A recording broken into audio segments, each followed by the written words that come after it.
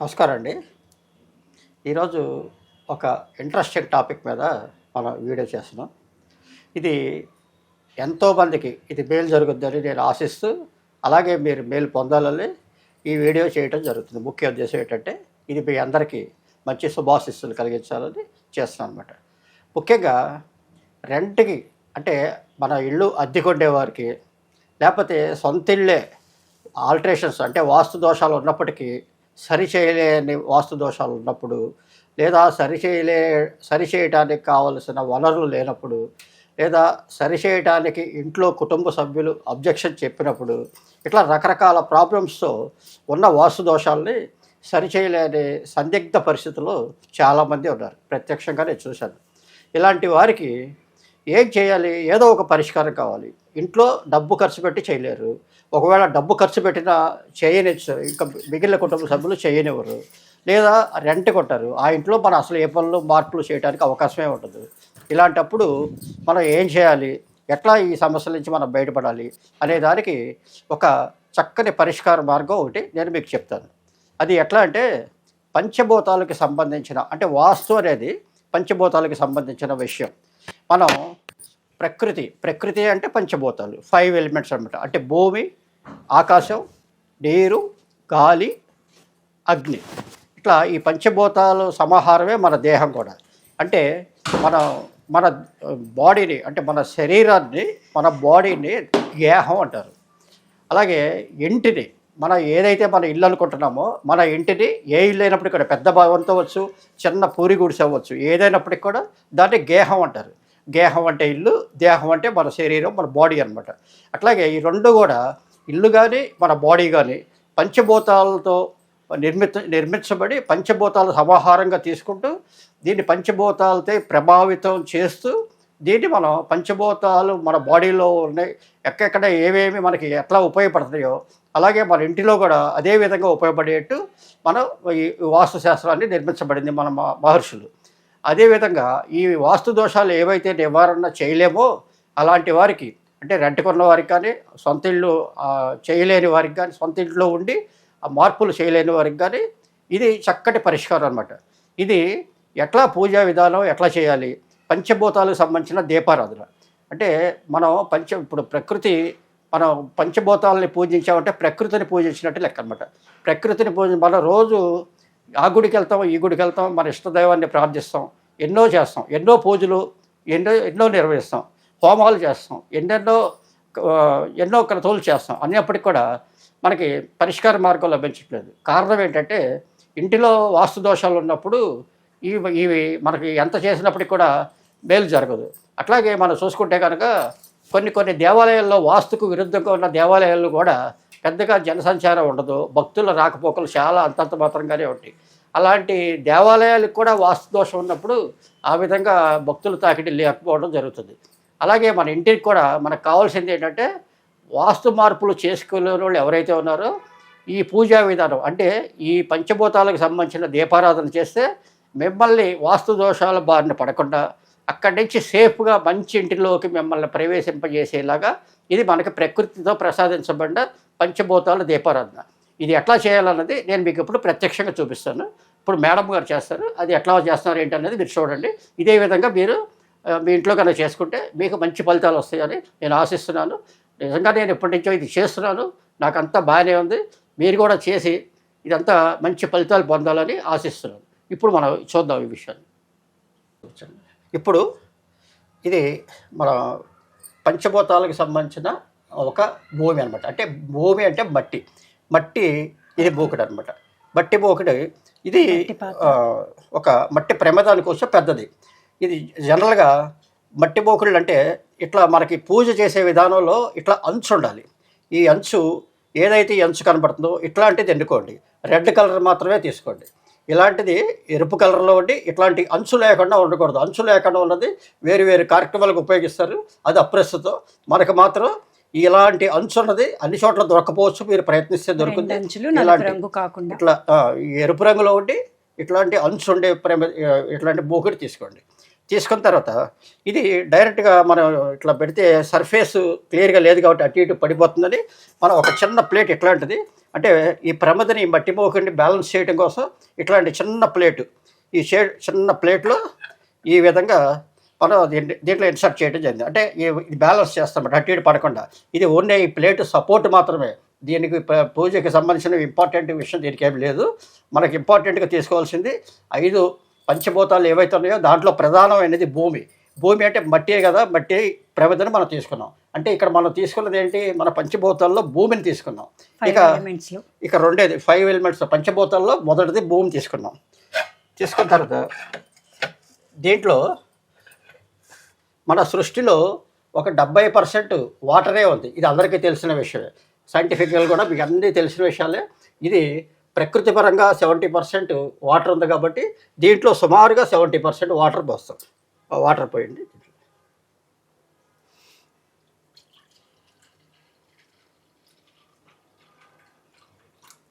పోయండి, ఇంకా పోయింది, ఇంకా ఇంకా కొంచెం ఆ వైట్ అన్సోర్. ఇప్పుడు చూడండి, దీంట్లో మట్టి అంటే పంచభూతాలు 5 ఎలిమెంట్స్లో భూమి వచ్చింది, నీరు వచ్చింది. ఇప్పుడు అంటే ఆల్రెడీ స్పేస్ ఉంది. స్పేస్ అంటే ఇక్కడ 3 పంచభూతాల్లో 3 ఎలిమెంట్స్ ఆల్రెడీ ఇక్కడ ఉన్నాయన్నమాట. అంటే ఇటు భూమి ఉంది, ఇటు నీరు ఉంది, స్పేస్ ఉంది.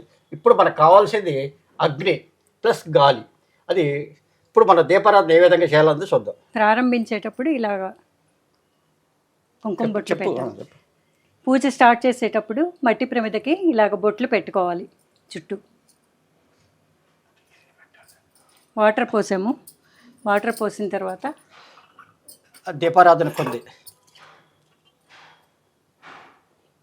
కుంది సపోర్ట్ కోసం కింద ఒక ప్లేట్ పెట్టాను. ఇది కుంది, దీనికి పసుపు కుంకుమ పెట్టాలి. ఇప్పుడు నూనె పోస్తున్నాను.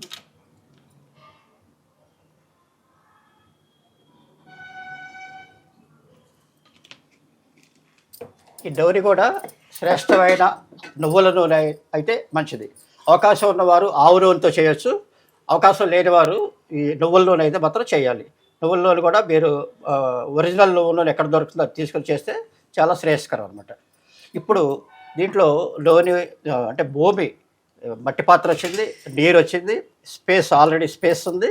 ఇప్పుడు మన నూనెలో నూనె పోయటం జరిగింది. ఇప్పుడు 5 ఒత్తులు వెలిగించాలి. ఓకే సరేనా? 5 ఒత్తులు విడివిడిగా చూపించండి. మనం దీనిలో దీపారాధన చేసేప్పుడు 5 ఒత్తులు చేయాలి. అంటే 5 ఒత్తుల్లో మీకు అర్థమైంది కదా, భూమి, ఆకాశం, గాలి, నీరు, అగ్ని, ఈ 5 కలిపి 5 మీరు అవకాశం ఉన్న వాళ్ళు విడివిడిగా దీపారాధన చేయొచ్చు, లేదా 5 కలిపి ఒకటే దీపంగా కూడా వెలిగించుకోవచ్చు. అది మీ అవకాశాన్ని బట్టి మీరు చేసుకోవచ్చు. ఇప్పుడు 5 కలిపి దీపారాధన చేయండి.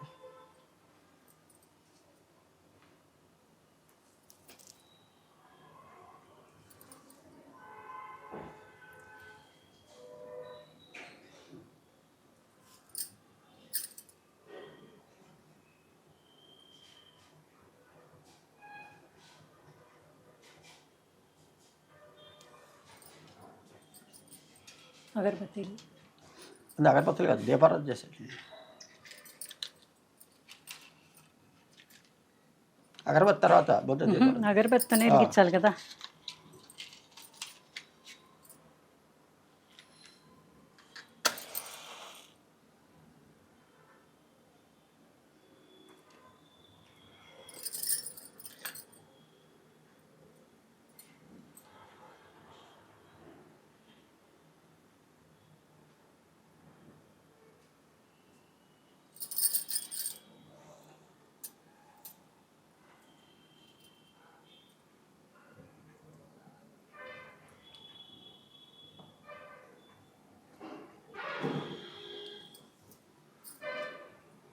పువ్వు పెట్టు.